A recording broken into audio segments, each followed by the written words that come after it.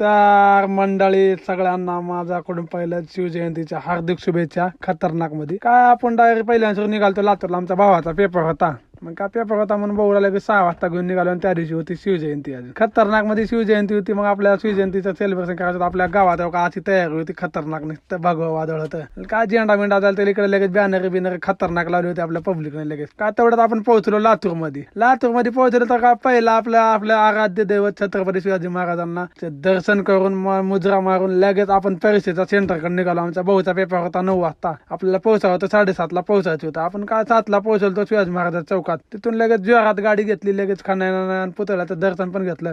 7 वाजता सकाळी एवढी गर्दी ना बेकार खतरनाक मध्ये गर्दी होती. इकडे लगेच सेटअप बिटअप चालू होता. डीजे बीजेचा लगेच. मग तेवढ्यात म्हणलं पुढल्या चौकात बघितलं.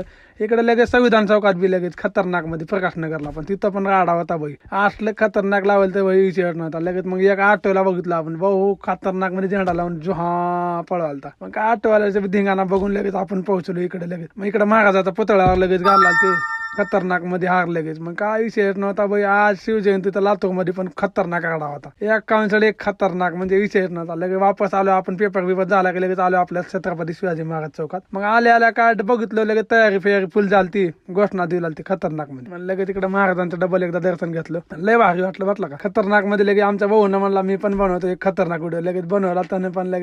लगेच पोहोचलो आपल्या सगळ्यात खास लातूर मधलं सगळ्यात फेमस म्हणलं तर गंजगोलाई. वही 16 रस्ते गंजगोलाई. मग काय त्या गंजगोलाई रस्ते आपण पोहोचलो. मग तिथलं आंबा मातेचं दर्शन घेतलं. लगेच बिगा दर्शन घेतलं की मग निघालो आपण खटाकना गावाकडे गाडी घेऊन. मग लगेच निघालो दर्शन घेतलं आंबा मातेचं मंदिरावर. झेंडा आपण बघितला महाराजाचा. भेटू उद्याचा नवीन व्हिडिओ मध्ये.